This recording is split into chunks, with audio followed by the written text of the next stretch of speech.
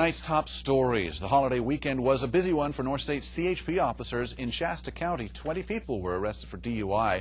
That's up from 15 last year. In Tehama County, 7 drivers were arrested, and in Butte County, nearly 24 people were busted for driving under the influence. There will be DUI checkpoints throughout the night in Red Bluff, Corning, and Gerber. And the Butte County Board of Supervisors is proposing a new ordinance. It would restrict parking along the east side of River Road from West Sacramento Avenue to Highway 32 and along both sides of Highway 32 from the Sacramento River to River Road.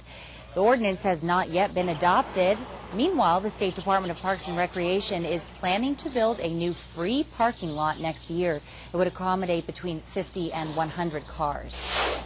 More than 2 years have gone by now since fires raged through the rural community of Concow in Butte County. The Lightning Complex fires of 2008 is still currently affecting the lives of many Butte County residents. The fire spread just over 59,000 acres and destroyed more than 100 homes that were in its path. Fire crews battled the flames for more than a month before the fire was contained. Many residents of the Concow area say they are thankful that the fires are far behind them, but many still feel the weight of them on their shoulders. People that are still like living in vans and stuff that had no insurance to rebuild today, and it's been 2 years. The Lightning Complex fires caused more than $85 million in damage. Hayfork's all-volunteer fire department is in dire straits. The crew desperately needs a new home but can't get the funds to build one. Action News reporter Elizabeth Gadley has more on the department's condemned firehouse.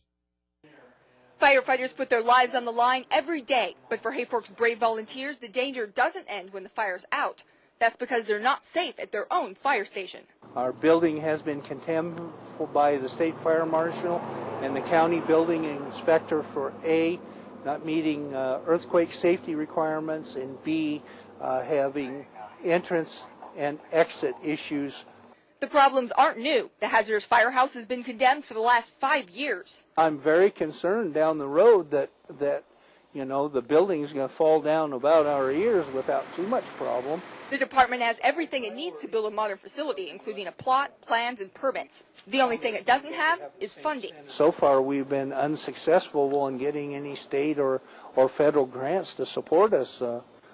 It's like rural California doesn't exist in those programs. Without a new building to move to, the department can't be forced to close up shop. So the firefighters make do with what little they have. It adds a lot of stress to it. It also adds a little bit of time in response. If everything was where you could hop into the equipment and go, you wouldn't be everybody gets worked up. The fire department doesn't even have enough room for all of their vehicles, and when their main engine is parked inside, volunteers can barely get to their gear. The department is building a garage at its new site with a $200,000 grant and $600,000 loan, but without funds from the state or federal government, officials don't expect they'll be able to build the rest of the facility anytime soon. In Hayfork, I'm Elizabeth Gadley, Action News. Hayfork's fire chief estimates it will cost $3 million to build the new firehouse. Now to the disaster in the Gulf of Mexico. Officials in Texas say tar balls from the oil spill have been found on state beaches near Galveston. Signs of landfall by oil from the spill previously had been reported in Louisiana, Mississippi, Alabama, and the Florida Panhandle. Meantime, even as BP releases the latest tally of its costs stemming from the Gulf oil spill, it is trying to get its partners to pay for part of the cleanup. BP says it has now spent more than $3.1 billion responding to the spill.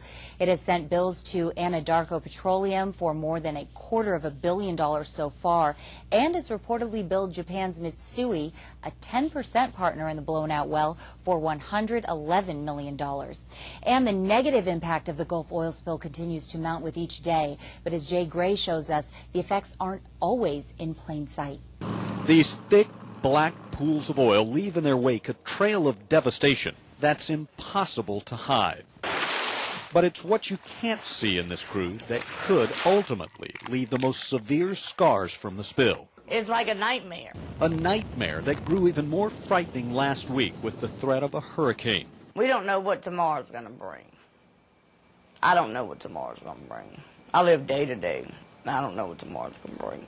A different hurricane, Katrina, took the Bondi's house and shrimp boat. But the storm couldn't push Thomas from the only place he'd ever lived. The oil, though, likely will. I do know that me and my family cannot live here anymore. I have to find some type of work.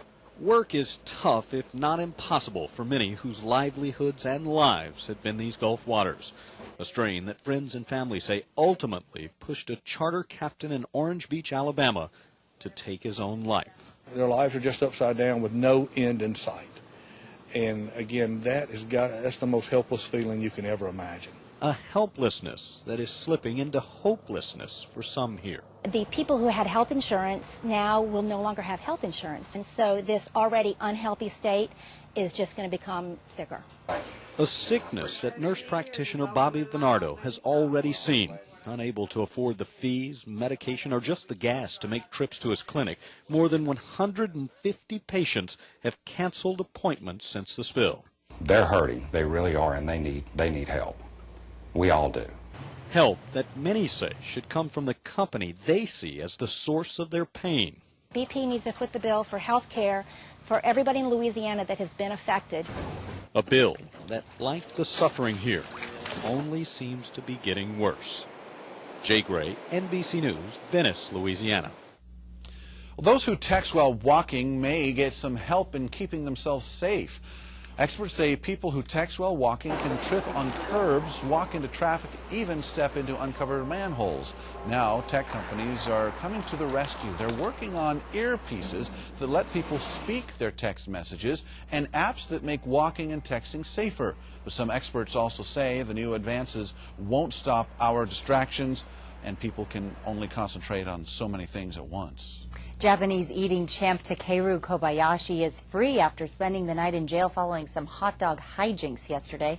Kobayashi pleaded not guilty in Brooklyn today and left the courthouse wearing a black T-shirt bearing the message, "Free Kobe." Kobayashi was not allowed to participate in Sunday's annual Coney Island hot dog eating competition because of a contract dispute, but he showed up anyway. Kobayashi told reporters he'd gone to the competition as a spectator, but when fans began chanting for him, he couldn't help himself. He jumped on stage in the heat of the moment. He was charged with resisting arrest, trespassing, and disorderly conduct, among other charges. The contest winner was Joey Chestnut of San Jose, California. He wolfed down 54 hot dogs in just 10 minutes. A former Miss California now has a new title. Carrie Prejean exchanged vows with Oakland Raiders quarterback Kyle Bowler in a private ceremony in San Diego late Friday night. The 23-year-old Prejean last year made headlines because she made controversial statements about marriage for same-sex couples during the Miss USA pageant. She surrendered her crown after pageant officials said she missed too many events, allegations which she denies.